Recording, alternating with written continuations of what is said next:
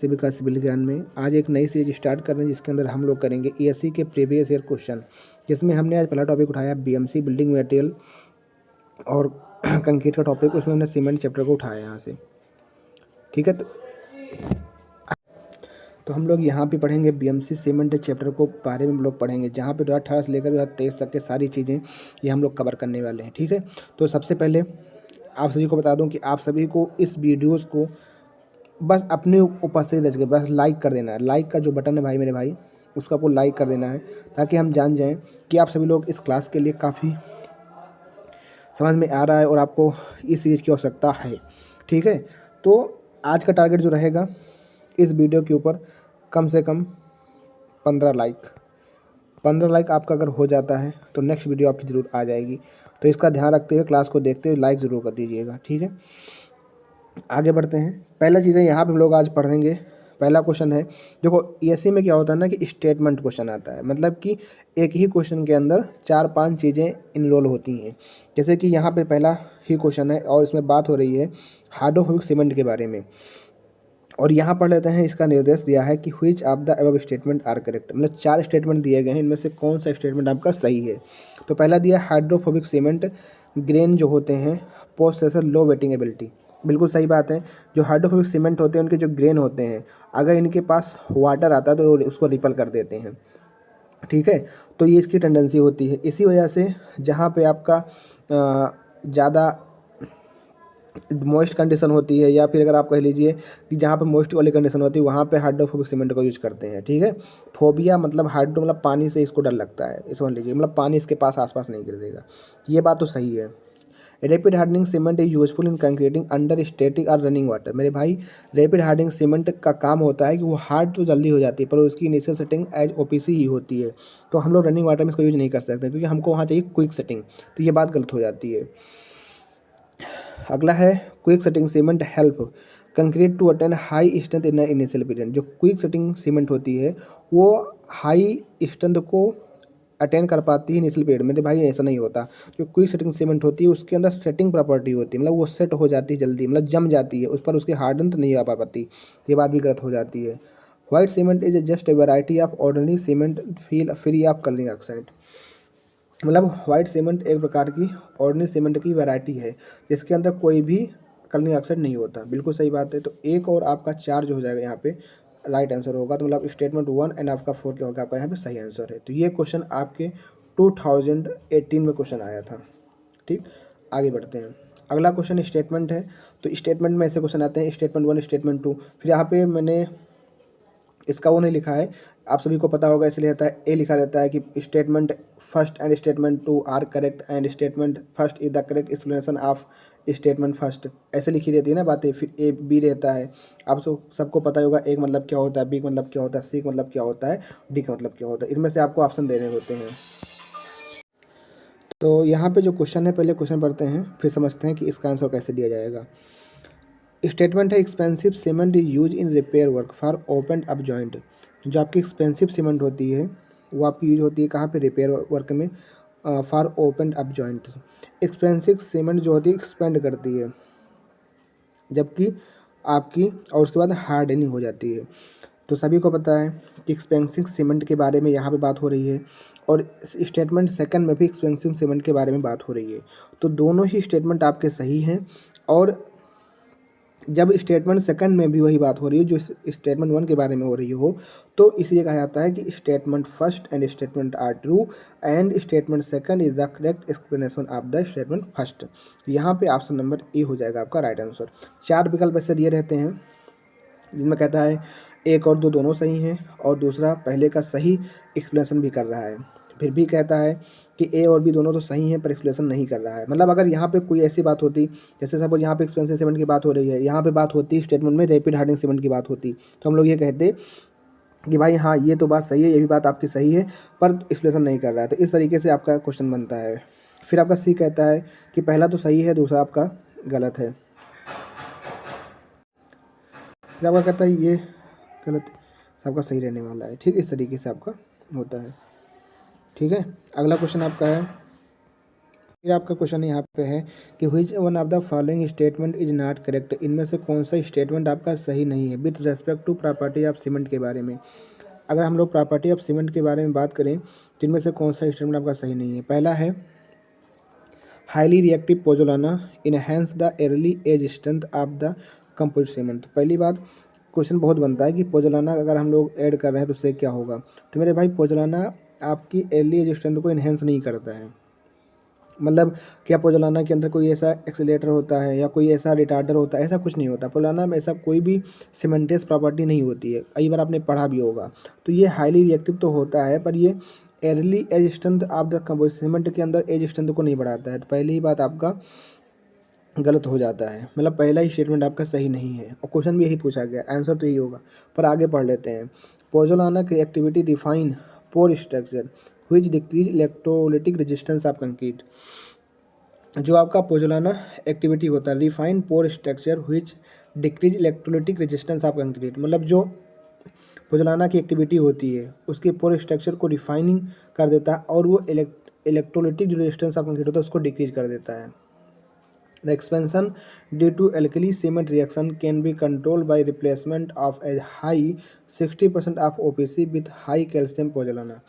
अगर हमको alkali silica aggregate reaction को कंट्रोल करना है तो हम लोग क्या कर सकते हैं, 60% ऑफ ओपीसी को रिप्लेस कर देते हैं कैल्शियम के हाई कैल्शियम पोजोलाना के साथ में।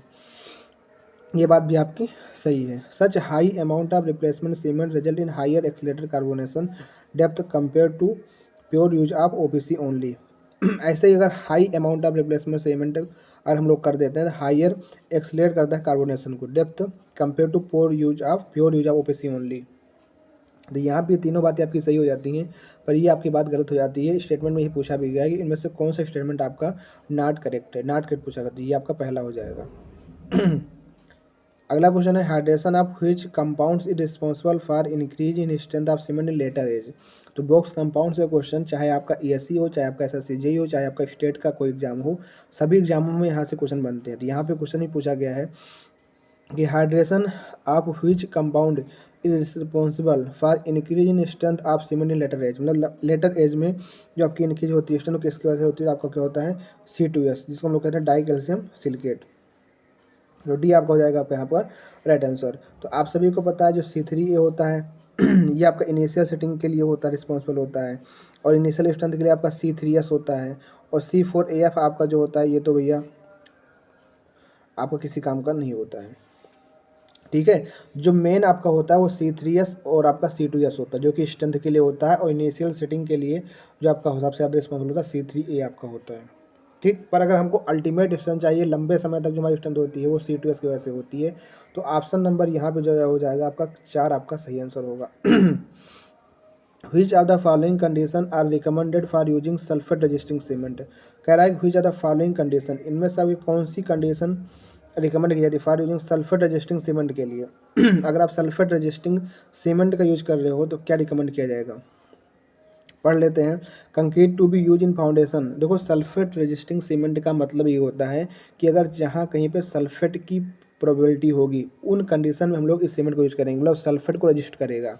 तो concrete to be use in foundation and basement, मतलब अगर आप फाउंडेशन और बेसमेंट में अगर कंक्रीट का यूज कर रहे हो where soil is not infested with sulphate, अगर आपकी सॉइल सल्फेट के साथ इन्फेस्टेड ही नहीं है, मतलब वहाँ पे सल्फेट है ही नहीं, तो क्या इस कंडीशन में आप सल्फेट रजिस्टिंग सीमेंट यूज करोगे, कदापि नहीं, कभी नहीं यूज करोगे भैया। सल्फेट रजिस्टिंग सीमेंट मतलब होता है जहाँ पे सल्फेट हो, तो यहाँ पे है ही नहीं तो यहाँ पे क्यों यूज करोगे, अपना पैसा खराब करो, वहाँ पे नॉर्मल सीमेंट यूज कर लो अपना। तो पहला स्टेटमेंट जब गलत हो जाएगा तो पहले स्टेटमेंट गलत होते ही आपका ये भी गलत, ये भी गलत, ये भी गलत, आपका ऑप्शन नंबर आराम से ये निकल जाएगा सही। अब पर लेकिन पढ़ लेते हैं अपन। Concrete use for fabrication of pipe which are likely to be buried in marshy region or sulphur bearing soil. बिल्कुल सही बात है, कंक्रीट ऐसी जगह पे आप यूज कर रहे हो जहाँ पे आप पाइपों में या ऐसी जगहों पे जहाँ पे मार्सी रीजन हो, जहाँ पे सल्फेट के प्रेजेंस होने की वो हो, तो उन कंडीशन में हम लोग सल्फर रजिस्टिंग सीमेंट यूज करेंगे। Concrete to be use in construction of sewage, या सीवेज में आपने पता होगा कि सल्फेट अटैक हो जाता है, वहाँ पे सीवेज के अंदर जो भी रिएक्शन होता है वहाँ पे सल्फेट हो सकता है, तो इस वजह से हम लोग इन जगहों पे यूज करेंगे। तो ऑप्शन नंबर 3 और ऑप्शन नंबर 3 आपका जो हो जाएगा यहाँ पे सही आंसर रहने वाला है। ठीक है, अगला क्वेश्चन करते हैं। Which one of the following cement is a daily question. देखो एससी के अंदर कुछ ऐसे क्वेश्चन है जो आपको बस याद होने चाहिए, पता होने चाहिए। जैसे कि ये क्वेश्चन है, अब किस सीमेंट को हम लोग डेली क्वेश्चन कहते हैं, तो कैल्शियम क्लोराइड जो सीमेंट हमारी होती है उसको हम लोग डेली क्वेश्चन के नाम से भी जानते हैं। ठीक, तो यहाँ पे सी आपका हो जाएगा यहाँ पे राइट आंसर आपका। बस अगले क्वेश्चन की तरफ बढ़ते हैं। Consider the following data for concrete with mild exposure. Water cement ratio दे रखा है और वाटर की वैल्यू दे रखा है। पूछा है required cement content will be. Water cement ratio कितना दिया है आपका 0.5। तो इस वाटर बाई सीमेंट रेशियो में क्या होता है, weight of water divide by weight of cement. तो वेट ऑफ वाटर हमको पता है 191.6 लीटर, ठीक है, और सीमेंट की मात्रा निकालनी है इक्वल टू 0.50। लीटर को चेंज करोगे 10⁻³ में, ठीक है। तो यहाँ पे सीमेंट का वेट निकालोगे तो सीमेंट का वेट लगभग आपका जो यहाँ पे काउंट होके आएगा 383 किलोग्राम पर मीटर क्यूब आ जाएगा। मतलब ऑप्शन नंबर 3 आपका हो जाएगा यहाँ पे राइट आंसर, ये आपका रहने वाला है, ठीक है। वाटर कुछ नहीं, सिंपल सा क्वेश्चन है, water by cement equal to 0.5 × 0 divide, तो यहाँ पे वाटर वेट ऑफ वाटर रखोगे 191.6 लीटर। लीटर को चेंज करोगे 1 लीटर बराबर कितना होता है 10⁻³ मीटर क्यूब आपका होता है। उसके बाद यहाँ पे 0.5 इधर आएगा, भाग करोगे 5×3 = 15, 15 × 15 = 40, 5×3 = 15 आपका, तो ये लगभग आएगा। और मिनिमम आप इस तरह भी देख सकते हो कि अगर आरसीसी की बात करो तो मिनिमम सीमेंट कंटेंट कितना होता है, मिनिमम आपका होता है 300, मिनिमम 300 तो होता है ना। तो अब देखो मिनिमम 300 होता है तो 561 ये नहीं हो सकता, ये नहीं हो सकता, 294 मिनिमम तो होना चाहिए 300, तो ये 300 के ऊपर ही आला पसंद है। तो आप बिना करे भी कुछ नहीं, बिना हल करे भी आप आंसर लगा सकते हो इसका कभी कभी। यहाँ पे देखा माइल्ड एक्सपोजर कंडीशन, अरे आपने पढ़ा है ना 300, 300, 320, 340, 360 होता है माइल्ड में, मॉडरेट में, severe, very severe, extreme severe, ठीक है। तो इस तरीके से आपका हो जाएगा ये।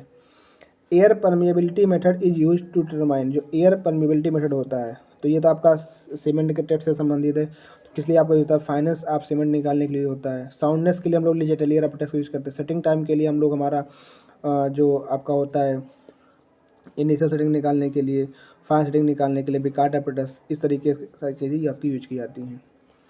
फिर स्टेटमेंट वाला क्वेश्चन है आपका। स्टेटमेंट वाले क्वेश्चन में आपको दोनों स्टेटमेंट को बहुत ही बारीकी से, बहुत ही आराम से पढ़ना होता है। जैसे यहाँ पे है स्टेटमेंट पहला कह रहा है कि फाइनर ग्राइंडिंग ऑफ सीमेंट, अगर आप सीमेंट को फाइन ग्राइंडिंग मतलब बहुत ही महीन पीस देते हो, उसका रिजल्ट क्या निकल के आता है, अर्ली डेवलपमेंट ऑफ स्ट्रेंथ। इन्होंने स्टेटमेंट पहले बात कही कि अगर कोई सीमेंट ज़्यादा फाइन पीस दी जाएगी, ज़्यादा ग्राइंडिंग कर दी जाएगी, तो उसका रिजल्ट ये निकल के आएगा कि जब उनके बीच में केमिकल रिएक्शन होगी तो उनके अंदर जो स्ट्रेंथ का डेवलपमेंट होगा बहुत ही जल्दी होगा। ये पहली बात कह रही है, तो ये बात आपकी सही है। अब दूसरी बात कह रही है the finer the cement the higher the rate of hydration, जो आपकी सीमेंट की फाइनर है उसकी वजह से higher the rate of hydration होता है, और हायर जब रेट ऑफ हाइड्रेशन होगा तो अर्ली डेवलपमेंट ऑफ स्ट्रेंथ देखने को मिलेगी। तो मतलब जो फाइनर द सीमेंट आप करोगे डायरेक्टली प्रोपोर्शनल टू स्ट्रेंथ होगा, मतलब कि अगर जितनी ज़्यादा फाइनेंस आपकी ज़्यादा होगी उतनी ही अधिक तेज़ी से उसके अंदर हायर रेट ऑफ हाइड्रेशन होगा और उतनी जल्दी आपकी अर्ली डेवलपमेंट ऑफ स्ट्रेंथ होगी। तो आप देखो यहाँ पे बात जो हो रही है स्टेटमेंट 1 में सेम बात उन्हीं के बारे में कहा जा रहा है कि अगर फाइनल ग्राइंड द सीमेंट किया गया तो आपकी स्ट्रेंथ में डेवलपमेंट जल्दी होगा। फिर कह रहा है फाइनल द सीमेंट, मतलब जो बात स्टेटमेंट 1 में हुई है वही बात स्टेटमेंट 1 में कही जा रही है, और ये बताया जा रहा है कि स्टेटमेंट में जो बातें कही गई हैं उसका रीज़न क्या है। उन्होंने बताया अगर सीमेंट को ज़्यादा फाइन कर दोगे तो उससे आपका higher the rate of hydration हो जाएगा, मतलब रेट ऑफ हाइड्रेशन ज़्यादा तेज़ी से होगा। जब ज़्यादा तेज़ी से हाइड्रेशन रेट होगी तो आपकी स्ट्रेंथ डेवलपमेंट भी ज़्यादा तेज़ी से होगा। तो ये दोनों बातें ही आपकी सही हैं, और स्टेटमेंट 2 बातें जो कही गई हैं और स्टेटमेंट 1 की बातों को पूरी तरह से एक्सप्लेन करता है। तो यहाँ पे आपका हो जाएगा ए आपका राइट आंसर रहने वाला है। मतलब statement first is the correct and statement second is the correct and second is the correct explanation of the statement first, मतलब जो सेकंड वाला है वो आपके पहले को पूरी तरीके से एक्सप्लेन कर रहा है। तो इस तरीके से आपके क्वेश्चन ही बनते हैं। अगला क्वेश्चन आपका स्टेटमेंट वाला क्वेश्चन है। स्टेटमेंट है आपका pozzolana is added to cement to increase early strength. मेरे भाई पोजोलाना के अंदर इतनी पावर नहीं होती कि आपकी एल्ली स्ट्रेंथ को कर दे वो, तो इसलिए बात को गलत हो जाती है, ये बातें गलत हैं। It reduce the heat of hydration, हाँ it reduce the heat of hydration, ये हीट ऑफ हाइड्रेशन को रिड्यूस तो करती है, पोजलाना ये काम करता है, जो हीट डेवलप हो रही थी उसको रिड्यूस करता है। तो ये बात आपकी सही है। तो आपने स्टेटमेंट में पहला ए पढ़ा था, बी पढ़ा था, सी पढ़ा था। जो डी वाला होता है ये कहता है कि statement first is wrong and statement second is the correct. तो यहाँ पे यही केस बन रहा है, तो इसका आंसर हो जाएगा option number D. Pozzolana are argillaceous, calcareous, accelerator, siliceous. Pozzolana प्रकार कैसा मटेरियल है? क्या पोजलाना के अंदर आर्जिलेसियस मेटल होता है, मतलब है कि उसके अंदर कैल्सियस होता है? क्या एक्सलेटर है? मेरे भाई एक्सलेटर नहीं है। तो उसके अंदर क्या होता है? सिलिसियस मटेरियल होता है। क्या होता है वो? सिलिसियस मटेरियल होता है आपका pozzolana. For better chemical resistance proportion of which one of the following compound in cement clinker भी इंक्रीज। ठीक है, तो भैया जो C2S होता है वो बेटर केमिकल रेजिस्टेंस होता है, तो डाई कैल्शियम सिलिकेट आपका हो जाएगा यहाँ पे आपका राइट आंसर रहने वाला है। ठीक है, तो अगर केमिकल रेजिस्टेंस में ज़्यादा बेटर रखना है तो उसके अंदर हम लोग क्या करते हैं, C2S के प्रोपोर्शन को ज़्यादा बढ़ा देते हैं, तो बी आपका हो जाएगा यहाँ पे right answer. The most suitable type of cement for mass concreting work is. तो मोस्ट सुटेबल टाइप सीमेंट कौन सी होती है मास कंक्रीटिंग में? तो आपको पता है लो हीट पोर्टलैंड सीमेंट आपकी होती है, क्योंकि लो हीट पोर्टलैंड सीमेंट के अंदर हीट ऑफ एवोल्यूशन जो आपकी बहुत ही कम होती है, बहुत ही धीरे होती है, और इसके अंदर C2S की मात्रा ज़्यादा होती है, और C3S अपना और C3A उसका कम मात्रा में होता है, क्योंकि इसके अंदर हीट ऑफ एवोल्यूशन की जो रेट होती है वो कम हो जाती है। और इससे क्या होता है कि मास कंक्रीटिंग में क्या होता है, बहुत से कई मीट्रिक टन की कंक्रीट लगती है। अगर आपकी हीट ही प्रॉपर तरीके से इवेपोरेट बाहर नहीं हो पाई तो वो अंदर फंसी रह जाएगी और वहाँ पे थर्मल क्रैक बन जाएंगे और आपकी स्ट्रक्चर की स्ट्रेंथ बहुत ही कम हो जाएगी। तो इस वजह से हम लोग ऐसे सीमेंट का यूज़ करते हैं जिसके अंदर हीट ऑफ हाइड्रेशन कम हो, मतलब कि ज़्यादा उसमें हीट ना डेवलप हो और वो अपनी स्ट्रेंथ को भी गेन कर ले। रैपिड हार्डनिंग सीमेंट का मतलब क्या होता है कि अगर हमारी जो हमारे फार्माबंदी हैं, जो हमने फार्मा यूज़ किया, अगर आप चाहते हो जल्दी रिमूवल हो जाए तो ऐसी सीमेंट को यूज़ कर सकते हो, क्योंकि ये स्ट्रेंथ ज़्यादा जल्दी गेन कर लेती हैं। ठीक है, जो स्ट्रेंथ ऑर्डिनरी पोर्टलैंड सीमेंट की 3 दिन में आती है वो स्ट्रेंथ रैपिड हार्डनिंग सीमेंट की 1 दिन में आ जाती है। ये बात आप समझ सकते हैं। क्विक सेटिंग सीमेंट क्या होता है कि जैसे ही आपने डाला तो ये तुरंत जम जाएगी, मतलब रनिंग वाटर में हम लोग इस प्रकार के सीमेंट को यूज़ करते हैं। Which one of the following statement is not correct in respect of wet process of manufacturing of cement? तो सीमेंट के बनाने के 2 तरीके हैं, पहले होता है वेट, एक होता है ड्राई। तो उनमें से जो आपका वेट प्रोसेस होता है उसके अंदर आपकी एक रिक्वायर्ड पड़ती है एक लांगर किल्न की, जिसको हम लोग आत्या भट्ठी या भट्ठी के नाम से जानते हैं। तो ये आपकी बात सही है, ये प्रोड्यूस करता है मोर होमोजीनियस मिक्स को, ये बात आपकी सही है। It is less responsible two variable clinker demand, ये बात आपकी सही है।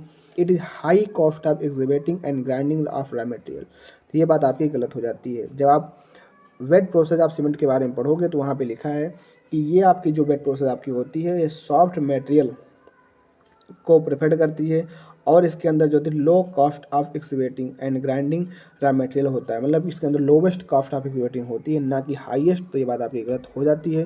पर आप पूछोगे इसमें कौन सा सही होगा, तो आपका डी ही ऑप्शन सही हो जाएगा, क्योंकि यहाँ पे पूछा गया है नॉट करेक्ट इन रेस्पेक्ट। तो कुछ क्वेश्चन आपको नए देखने को यहाँ पे मिल रहे होंगे, तो उन चीज़ों को आपको नोट कर लेना है और ये देख लेना है कि 2018 से लेकर 2023 तक कौन कौन से क्वेश्चन आपके एग्जाम में बने हैं। एज पर IS code 8112/1989 minimum required compressive strength of 43 grade ordinary Portland cement of 72 hours. 72 hours में मतलब होता है कि 3 डेज के अंदर 43 ग्रेड ऑफ OPC सीमेंट की कितनी स्ट्रेंथ होती है। तो आपको पता है कि जो 33 ग्रेड होती है उसको हम लोग कहते हैं 16, 22, 33, मतलब 3 दिन में इतनी स्ट्रेंथ, 7 दिन में इतनी, 28 दिन में पूरा 33 हो जाएगी। अगर हम बात करते हैं किस प्रकार के सीमेंट की, हम बात करते हैं अपने 43 ग्रेड सीमेंट की, तो क्या होती है 23, 33, 43। तो 3 दिन में कौन सी स्ट्रेंथ होगी आपकी? 3 दिन में आपकी जो स्ट्रेंथ होगी आपकी होगी 23 मेगापास्कल। ऑप्शन नंबर ए आपका हो जाएगा यहाँ पे राइट आंसर। 72 दिन का ना, 24 3 72, 3 दिन के अंदर पूछा है तो आपकी हो जाएगी। और एक छोटी 53 ग्रेड, इसकी क्या होती है 27, 37, 53, मतलब कि 3 दिन के अंदर 27, 7 दिन के अंदर 37 और 28 दिन के अंदर 53, 53 ग्रेड आपकी स्ट्रेंथ हो जाएगी। तो यहाँ पे मैंने 3 ग्रेड बता दिया है, 16, 22, 33, 23, 37, 43, 27, 37, 53। इस तरीके से इनको याद कर सकते हो कि 33 जो ग्रेड है उसका नंबर क्या है, 16, 22, 33। मतलब इस तरीके से याद कर सकते हो कि 33 ग्रेड का कितना हो जाएगा, 16, 22, 33। 43 गेट का कितना हो जाएगा 27, 37, 53। ये तो उसका है 53 गेट का, ठीक है। और 43 गेट का क्या हो जाएगा 23, 33, 43। ये जो इनकी है 3 दिन की स्ट्रेंथ, 7 दिन की और 28 दिन की स्ट्रेंथ के बारे में है, करेक्टरिस्टिक स्ट्रेंथ के बारे में है, ठीक है। तो याद रखिए कि एग्जाम में पूछे जा सकते हैं सारी चीज़ें। अगला क्वेश्चन है which one of the following the correct sequence increasing order of the percentage of analysis for OPC cement. तो ओपीसी सीमेंट के अंदर जो चीज़ें होती हैं उनके कंपोजिशन में 3 चीज़ें दे रखी, एक है एल्यूमिना, एक है कैल्शियम ऑक्साइड, एक है आपका सिलिका। तो सबसे अधिक मात्रा में आपका क्या होता है कैल्शियम ऑक्साइड, जो कि आपका होता है 60 से 65% होगा, 60 से 65% आपका रहने वाला है, ठीक है। उसके बाद आपका जो होता है सिलिका, कितना होता है 17 से 25% शायद, ये 20 से 25% होता है। और एल्यूमिना जो होता है 3 से 8% होता है। सबसे कम आपका एल्यूमिना होता है, तो 1 नंबर हो जाएगा, जैसे पे सिलिका, फिर आपका CaO होता है, ठीक है। तो इस तरीके से आपका ऑप्शन नंबर जो डी होगा वो आपका हो जाएगा यहाँ पे right answer. Excess of silica make the brick. अगर सिलिका की मात्रा ब्रिक के अंदर, ये तो क्वेश्चन ब्रिक का आ गया, सीमेंट का हम लोग कर रहे थे पर चलो कर लेते हैं।